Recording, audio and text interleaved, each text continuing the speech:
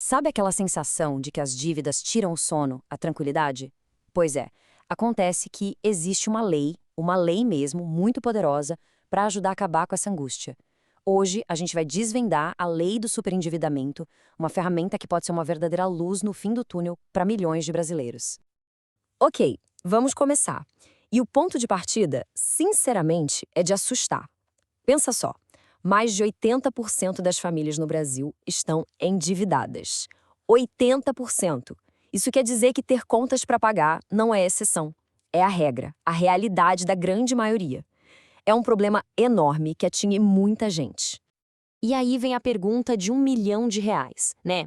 Tá, mas qual é a diferença? Quando é que ter dívidas vira superendividamento? Entender essa virada de chave, essa distinção, é o que abre a porta para uma solução de verdade, uma solução que está na lei. Então, o nosso caminho aqui vai ser bem simples. A gente vai começar falando da crise da dívida, depois vamos ver a diferença entre endividado e superendividado. Aí a gente entra na lei em si, o que ela cobre, como funciona o processo todo e, claro, o mais importante, como dar o primeiro passo de graça. Bora lá? Primeiro ponto, a crise da dívida, a realidade para milhões. E antes de mais nada, a gente precisa reconhecer o peso que isso tem. Sabe, dívida demais causa noites sem dormir, uma angústia que não passa e força a pessoa a fazer escolhas que parecem impossíveis, né? É um ciclo vicioso que parece que nunca vai acabar. Pois é, e essa frase aqui, ela resume tudo. Chega um ponto em que a pessoa tem que escolher entre pagar o banco ou sustentar a casa. Quando a renda já não dá conta e a escolha é entre pagar uma conta de luz ou a parcela de um empréstimo, aí a situação já foi muito além de um simples endividamento. Beleza. Agora a gente chega no ponto fundamental, a diferença entre endividado e superendividado. E aqui está o pulo do gato. A lei criou uma definição bem específica para superendividado. Não é só um sentimento, sabe? É um critério objetivo, preto no branco. E é entender isso que ativa o direito de renegociar. A diferença é bem clara. Olha só, quem está endividado consegue, mesmo que no aperto, pagar as contas do mês. Agora, quem está super endividado, aí a história é outra. A pessoa simplesmente não consegue pagar tudo o que deve sem comprometer o básico para viver, como aluguel, comida, saúde. E a lei traz uma régua, uma regra bem prática para isso. Legalmente, uma pessoa é considerada superendividada quando mais da metade, mais de 50% da sua renda líquida mensal está comprometida com dívidas. Para ficar fácil, se alguém ganhar, sei lá, R$ 3.000 líquidos e as parcelas das dívidas somam mais de 1.500, pronto, essa pessoa já se enquadra na lei e pode buscar ajuda. Ok, então vamos falar da solução, a lei do superendividamento. Isso aqui é um direito para restaurar a dignidade financeira. Não é favor de banco, não é uma promoçãozinha de fim de ano, é uma ferramenta da lei, um direito que foi criado para dar um respiro, sabe? Para permitir que as pessoas retomem o controle da própria vida financeira. Exato, é isso. Não é uma promoção, não é um favorzinho, é uma lei, com critérios objetivos. O ponto crucial é esse. Não depende da boa vontade do gerente do banco, sabe? Nem de ficar esperando aparecer um feirão limpa-nome. A lei define regras claras de como a renegociação tem que ser feita. É uma proteção. E olha que legal esse gráfico. Ele mostra o principal benefício de um jeito bem visual. Antes da lei, a renda podia estar comprometida em mais de 50%. Com a lei, esse valor cai para, no máximo, 35%.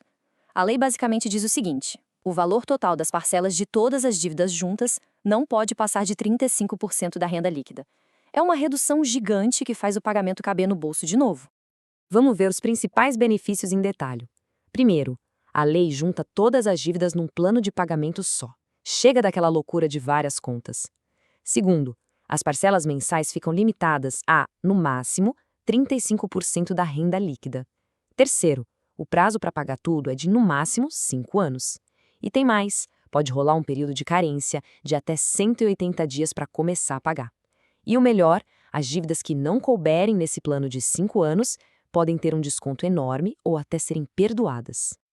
Beleza, parece bom demais, né? Mas aí vem a pergunta: quais dívidas podem ser negociadas, o que entra e o que fica de fora? É super importante saber que a lei não vale para tudo. Vamos ver os detalhes disso agora. Então, o que entra? Basicamente, as dívidas do dia a dia, sabe? Cartão de crédito, cheque especial, empréstimo pessoal, carnê de loja, até contas de consumo, como água e luz. Agora, o que não entra? Financiamento de casa ou carro que tem o bem como garantia, crédito rural, impostos, multas e pensão alimentícia. Essas ficam de fora. E a lei também tem umas regras para evitar malandragem, o que faz todo sentido. Por exemplo, dívidas que a pessoa fez já pensando em não pagar de má fé, sabe? Ou empréstimos para comprar artigos de luxo, tipo um barco ou uma mansão, isso não entra. Dívidas de jogo, aposta, dívida trabalhista também ficam de fora. São detalhes importantes. Ok, já entendemos o que é a lei, o que ela cobre, mas e na prática? Como o processo funciona? Como se vai da negociação até um plano de pagamento? A boa notícia é que o processo é todo estruturado, pensado para facilitar um acordo e ser menos assustador. O objetivo final é esse aqui: um plano de pagamento aprovado na Justiça. Funciona assim, passo a passo. Primeiro, o juiz unifica as dívidas, chama todo mundo para conversa. Depois, aplica aquele teto de 35% da renda. O terceiro passo é definir o prazo, no máximo 5 anos para pagar. E o quarto passo, que é incrível: o que não couber nessa conta nesse prazo é perdoado. A dívida que não cabe nesse plano é reduzida. Oficialmente, o processo tem duas fases. A primeira é a fase de conciliação. O juiz chama todo mundo e media uma negociação. O mais legal aqui é que os bancos só podem apresentar propostas. Eles não podem ficar discutindo a dívida. É só, minha proposta é essa. E a segunda fase? Bom, se não rolar acordo na primeira, aí entra a fase judicial. E aí o juiz pode, ele mesmo, impor um plano de pagamento para os credores. E agora, a parte que todo mundo quer saber. O primeiro passo gratuito. Como começar o processo sem precisar de um advogado de cara. A lei pensou nisso e criou um caminho pelos órgãos de defesa do consumidor, como o PROCON. E olha, o processo é mais simples do que parece. Primeiro passo, encontrar o site oficial do PROCON ou do Tribunal de Justiça do seu estado. Segundo, lá dentro, procurar pelo formulário de superendividamento. Terceiro, preencher esse formulário com as informações pessoais, de renda, de dívidas, tudo direitinho. E quarto, enviar. Só isso já é o suficiente para pedir oficialmente aquela audiência de conciliação. Para ficar mais fácil ainda, a dica de ouro é essa. Vai no Google e digita exatamente assim: Formulário Superendividamento e do lado o nome do seu estado. Por exemplo, Formulário Superendividamento Rio de Janeiro. Isso já vai levar direto para a página ou para o documento certo para começar. É um passo super concreto. No fim do dia, o objetivo é esse: recuperar não só a tranquilidade financeira, mas também o sono. O propósito dessa lei vai muito além de números. É sobre restaurar a dignidade, a paz de espírito. É sobre a chance de voltar a dormir bem à noite, sabendo que existe um caminho organizado para sair do vermelho. A questão que fica é, sabendo que essa ferramenta existe, qual o primeiro passo para retomar o controle? Olá! Este conteúdo foi criado por Alex Rodson. Deixe seu like e compartilhe se gostar.